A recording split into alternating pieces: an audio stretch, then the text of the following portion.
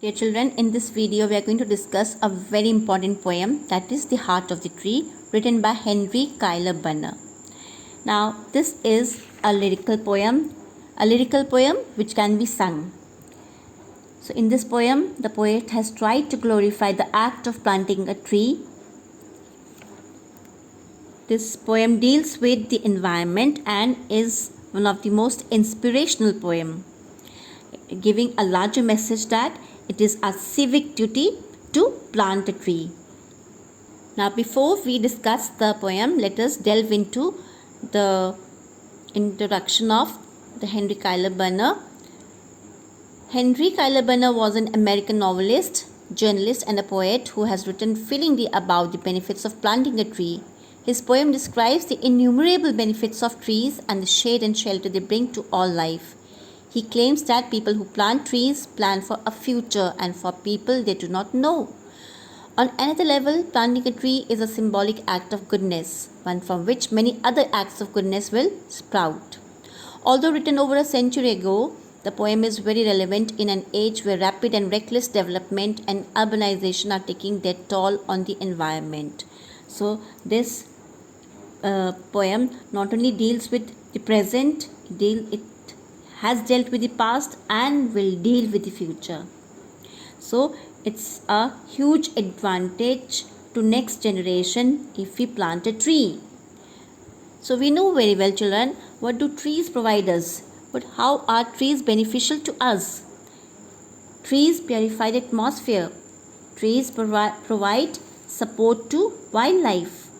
Trees help in preserving soil. The roots of the trees, what do? They preserve water in the soil. So trees have so many advantages. So we see that trees do not only give us ecological benefit, but it also provides us with social and economic benefit.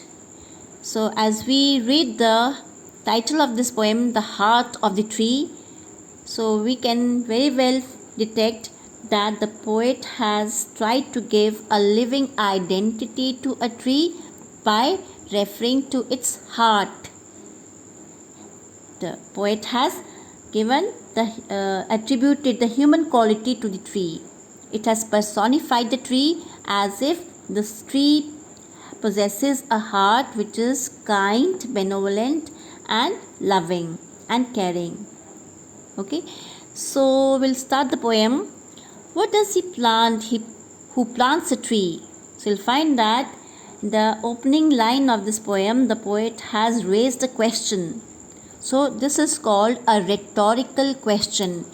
Rhetorical question means question which is raised by the poet just to involve the reader and make him think along with himself that what does a man do when he is planting a tree? So in the first stanza, you'll find that poet gives the usefulness or importance of planting a tree. He begins with asking a question and himself answers the question which he raises in the first line. So that is what is called rhetorical question. So he says he plants a friend of sun and sky.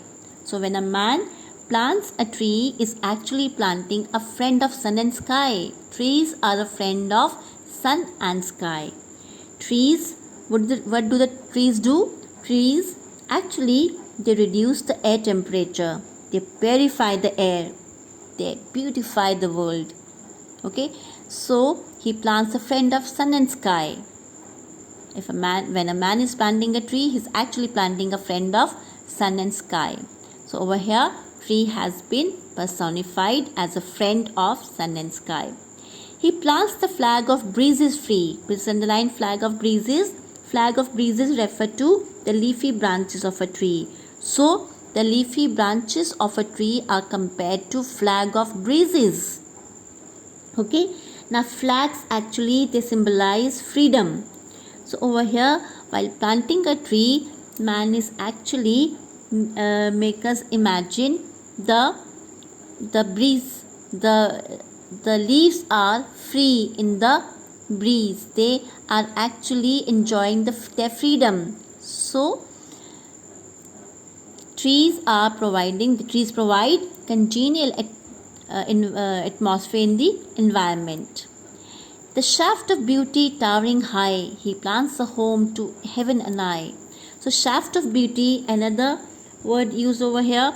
The poet has actually used shaft of beauty for the main frame of the tree. That main frame is the stem of the tree. So by planting, he has used a metaphor over here. He says he has planted the shaft of beauty. Trees are a shaft of beauty. They are ream and gleam of beauty. Okay, they are so high.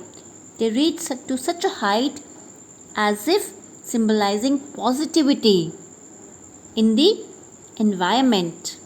So by planting a tree, a man is planting the flag of breezes, the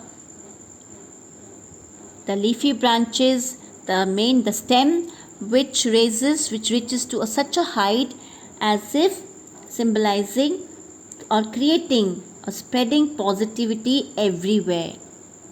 He plants a home to heaven and I, for song and mother croon of bird, in hushed and happy twilight heard, the treble of heaven's harmony.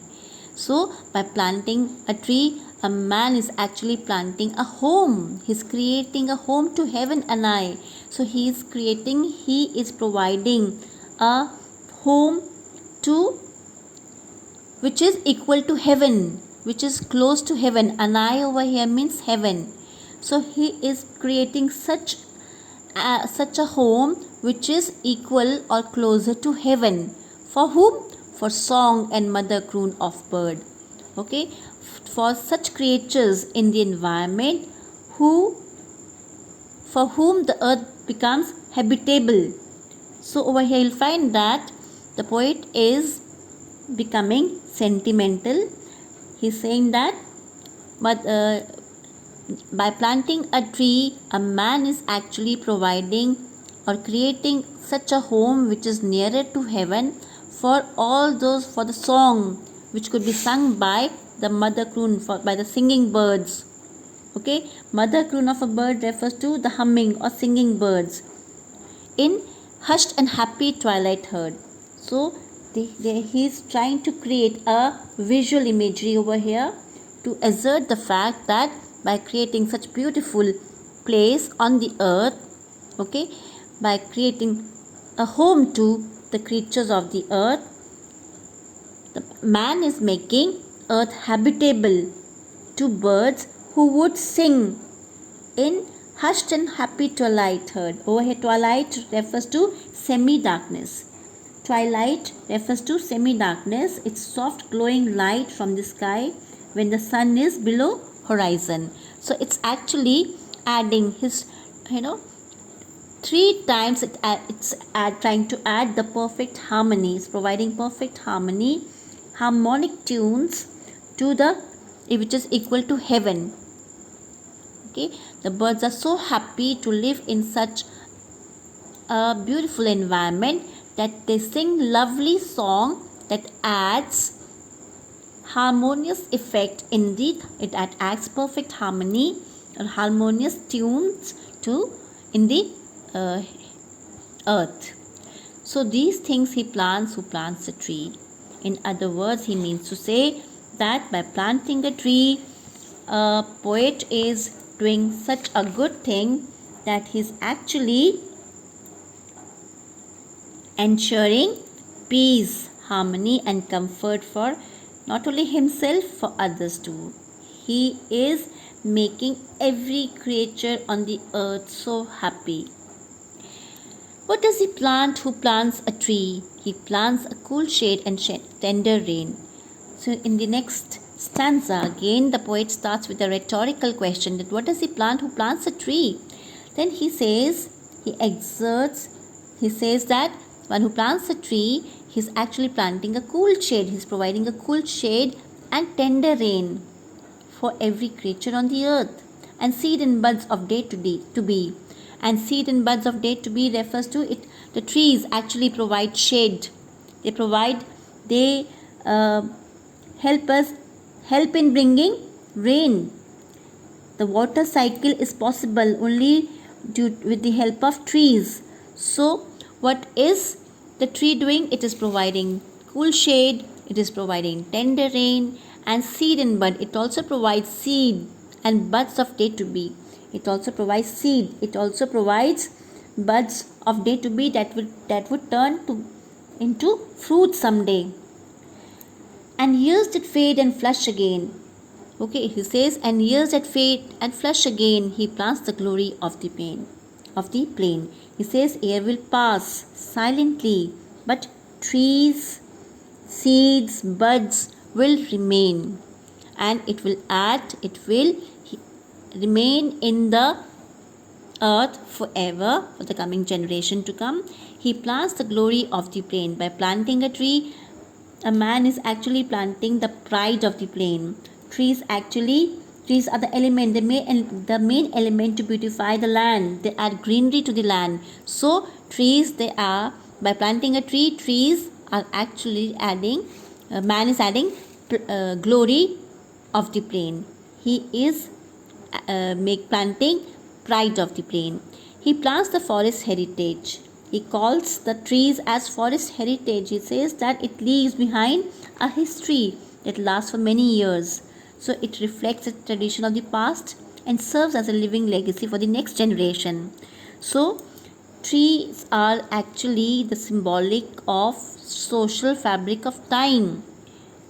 It is today's single tree may turn into the forest someday. Therefore, it is a heritage for the future generation, the harvest of a coming age. It is a fruit for the coming generation. Harvest refers to the fruit. The joy that unborn eye shall see. These things he plants a tree. So by planting a tree, man is actually planting the immense joy. The next generation will be rejoiced to see the greenery around. So they would only enjoy even the unborn eyes. The babies who have not even taken birth on the earth shall enjoy the fruits of these trees. So these things he plants who plants a tree. So these are all the things. These are all the important things what a man does by planting a tree. Next stanza says, what does he plant who plants a tree? Again, the poet starts with a rhetorical question. Then he answers himself. He says, he plants in sap and leaf and wood, in love of home and loyalty. So by planting a tree, he's actually showing his love and loyalty for the earth. Okay, so he says that it is a civic sense. One should learn to plant a tree, because doing this, he's adding a love for his earth as well as is showing his loyalty towards it. So one who plants a tree, a man, when he has planted a tree, he is actually planting in sap and leaf and wood, in love of home and loyalty. So he, out of sense of loyalty and love for his family and the whole world, he has done this. He has actually planted good values for the generation to come. Okay, so planting a tree also does a civic good. And Farkas thought of civic good. So it also does a civic good. Civic good refers to it is also good for the welfare of the people. His blessings on the neighborhood. So planting a tree benefits all the neighborhood also. Who in hollow of his hand holds all growth of all a land, a nation's growth from sea to sea, stirs in his heart who plants a tree. So over here, by planting a tree, a man is actually directly or indirectly contributing to the nation's growth. Okay, because trees provide us with numerous products. It raises the economy of the country. Okay, it benefits the nation. So who in the hollow of his hand, H being capital over here, emphasizes or refers to the planter. He says that by planting a tree, the man actually he contributes to the nation's growth, holds the growth of all our land. He contributes to the growth of nation. Okay, he promotes growth. It sets in motion the growth, the progress of nation. Then he says, A nation's growth from sea to sea stirs in his heart who plants a tree. So, when the person who plants a tree, a man who plants a tree, holds the growth of land. He thinks about the growth of nation. Okay, stirs in his heart. That means forest. Okay, whatever produces the heritage, what the wildlife heritage, the products, the forest products, whatever thus trees give, the forest gives all together, actually adds into the economy of nation. Therefore, by bringing this thought in his mind of planting tree, a man is actually planting a tree for it's providing something very beneficial to the entire community and the world. Okay, he is actually giving fruits for the future one. So trees are a metaphor for beauty, calm and prosperity and harmony. So trees are such wonderful gifts of nature that they can be helpful to the years to come. For the coming generation, it is helpful to the present, past and future. I hope you have understood this poem. In the next video of this next part of this video, we'll discuss the poetic devices.